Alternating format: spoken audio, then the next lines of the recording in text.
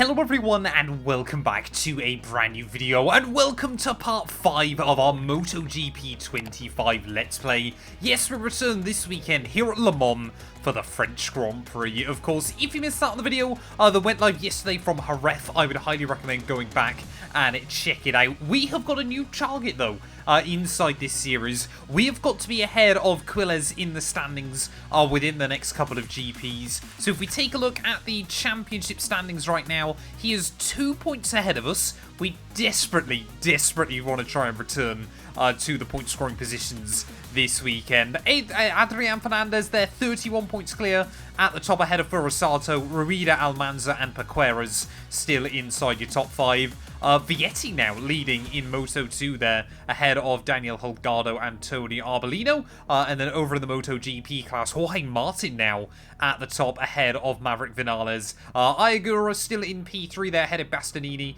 and Bagnaia inside your top 5 as well. So lots of chopping and changing throughout all of the classes over the last couple of race weekends. Like I said, we're getting closer and closer to the points, and I desperately want to try and return, because I've just got that feeling in my heart that once we start scoring points again, we're hopefully just going to build up a constant flow throughout the rest of the season. Of course, if you're new, please do make sure you leave a like, get yourself subscribed to the channel.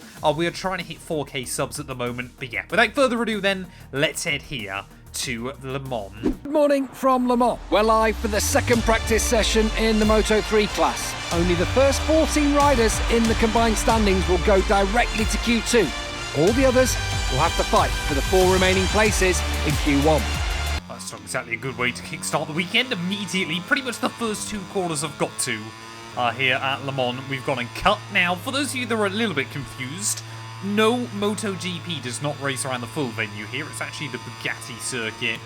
So turn 1, 2 and 3 are exactly as you would expect. Obviously that long, fast right-hander of turn 1 before the Dunlop chicane. But then as soon as you make your way down the hill in through the S's, we're actually going to follow a full hairpin corner. Most of this lap is actually hairpins, rather weirdly. But I absolutely love this venue. I think it's fantastic. It's one that I've always wondered why iRacing hasn't got. It's always this chicane, I remember, being really tough to try and transition through inside this game, or at least transition through it quite well. The only other thing I'm worried about this weekend is actually it looks like heavy rain is meant to hit the circuit on Saturday afternoon, so it might well be that making sure we're in the top 14 so we're guaranteed Q2, because I'm not expecting us to have much pace in qualifying. The AI, ever since Chang, have been rapid in the wet, so I still don't know whether it was just a one-time thing or whether because I was on the easy mode inside this game, but a 1:43, it's not a bad benchmark. I would imagine top times are going to be low 41s, I want to guess, as I was not expecting to be at the limiter before turn 1 here. Maybe I was a little bit pessimistic then with the predicted lap times of your other riders, a 1:40.1. coming in almost immediately here, so we're going to need to try and find a lot of pace as we make our way in towards the final chicane. It just feels so difficult to hit your marks, but we've done a pretty good job that time round. Get the power down on the exit. We're going to run a 41.8. Not great, but not a million miles away. Well, we've been having a brilliant battle with Angel PIQUERAS over these last few laps, but as we make our way out the final corner, he's going to dive into the pit lane. So we're going to see a big improvement down to a 1:40.7. Bearing in mind, that's done with wrecked tyres. So we're getting competitive. Well, I've basically come back out onto the circuit to do a qualifying lap in free practice here, but annoyingly, keep getting a lot of other riders going down through these final couple of corners. We are about 4 tenths up as we make our way in towards the final turn. So can we just try and get a big improvement? Let's see us safely locked into Q2. Get the power down at the final turn.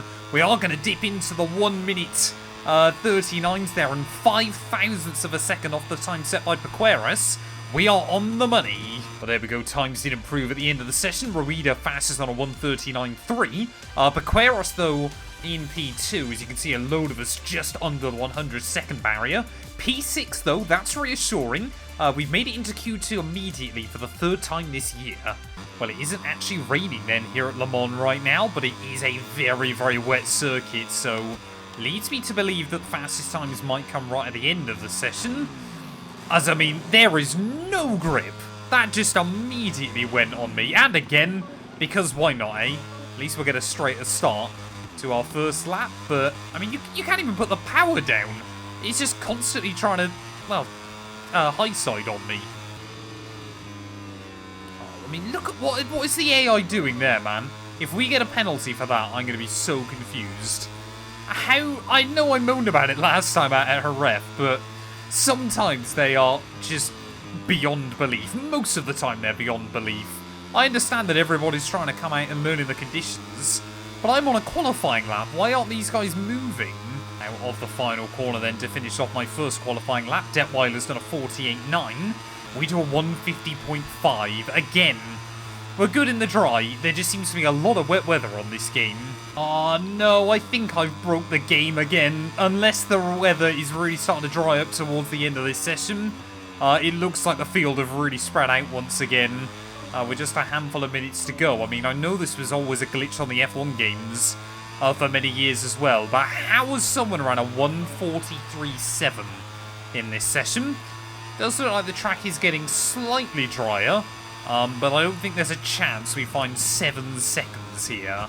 Well, we're still 1.1 seconds away from Stefano Nepper in P17. Angel PIQUERAS as well is back in the pit lane. So I think we're going to see quite a mixed-up grid here.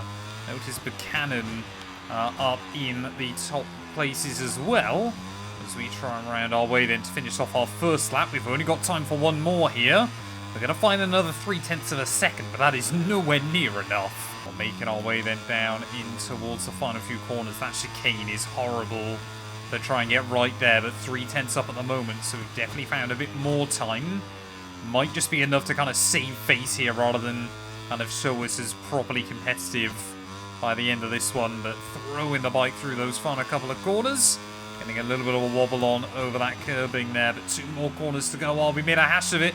We made a real hash of it, but can we just gather it up? No, we can.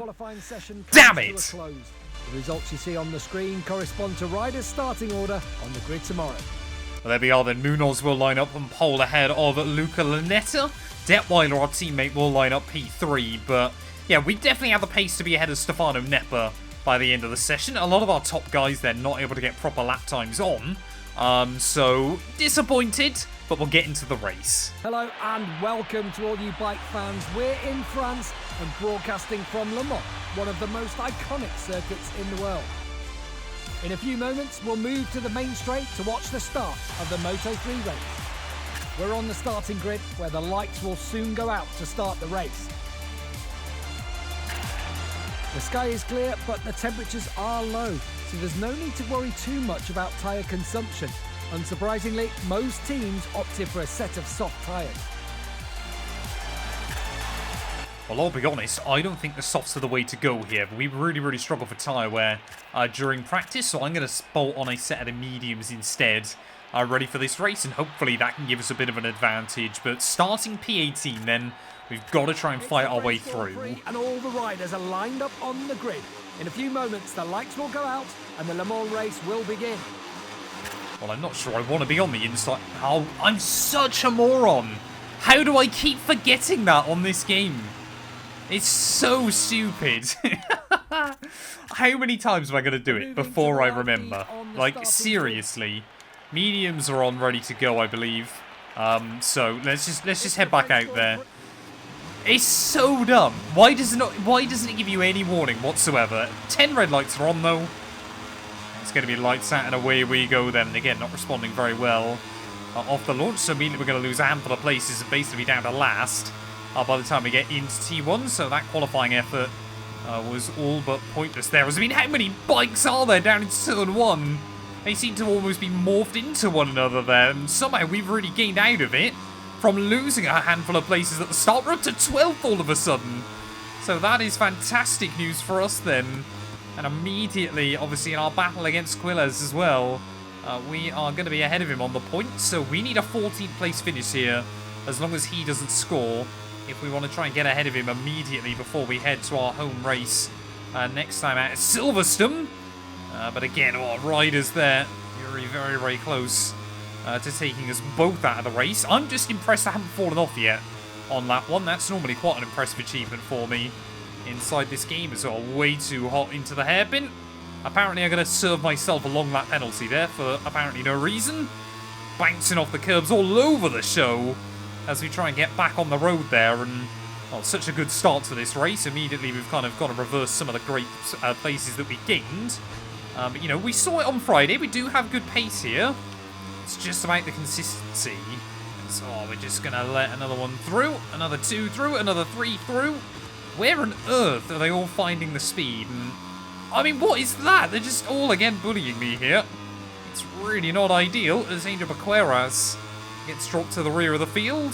Well, that might be one of the most up and down lap 1s I've ever had inside this game. I know it's less than a week old, but still quite an impressive achievement, even by my standards, to gain and lose so many spots off the start. But yeah, we often find in these races, I kind of struggle throughout the early laps, as that's going to be a warning for Ruida instantly. But it's really, yeah, in the second half of these races, we seem to come alive. Another dive bomb coming in there. That's from our rival. I don't know if you've got a rivalry, whether the AI kind of battle you more aggressively. But either way, we got back past him. Sure about to get dive bombed again, though, down into the next hairpin. Yes, we will. And again, we'll spot it and switch. Oh, we've got to ride it down. We've got to ride it down as I picked up a track limits warning.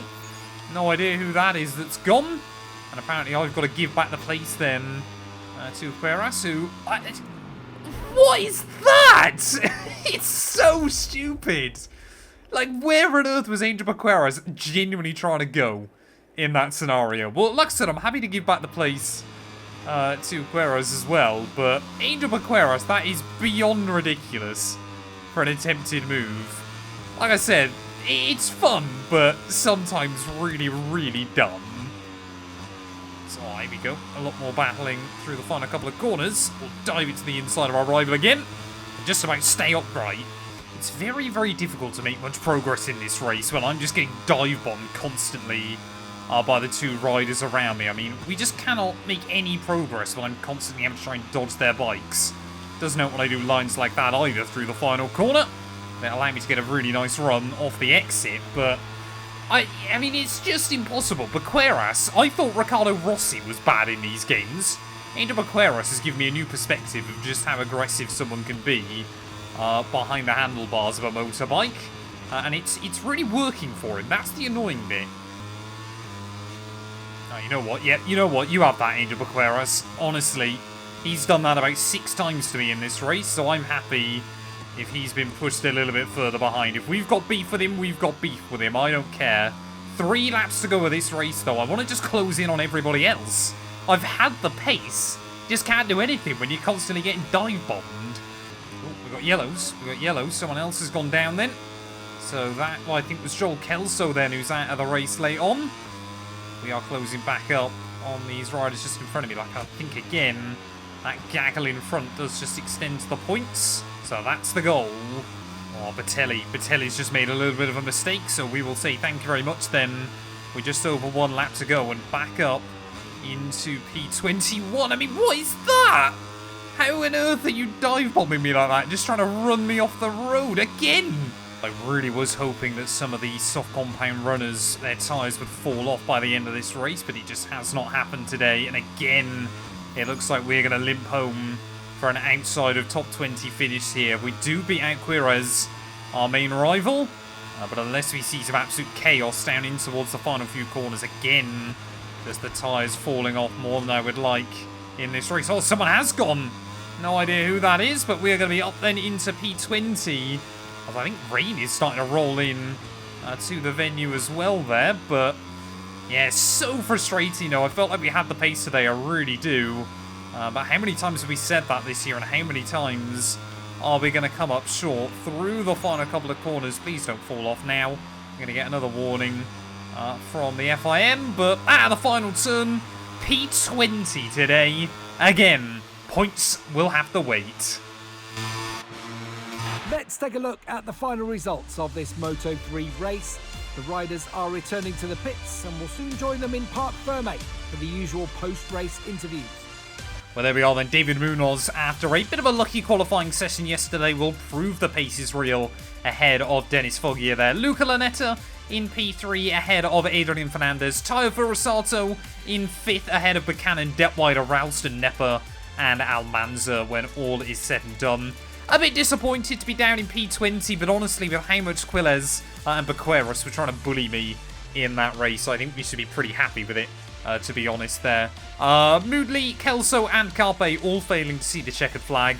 What does that do to our standings? Well, it means, yeah, that Fernandez now, with a 33-point buffer at the top of the table, we are down to P14 in the standings now, tied with our teammate Detweiler. So goes to show just how, quickly those points that we picked up at the start of the year have really fallen away as well. Constructors-wise, big points for the team though, but we still lose another place to 658 as well there, as Leopard 63 ahead of Red Bull KTM with Honda in P3. Thank you all so much for watching. We will be back very soon. I believe we might be in Portugal next, but no, sorry, we're at Silverstone, aren't we, of course.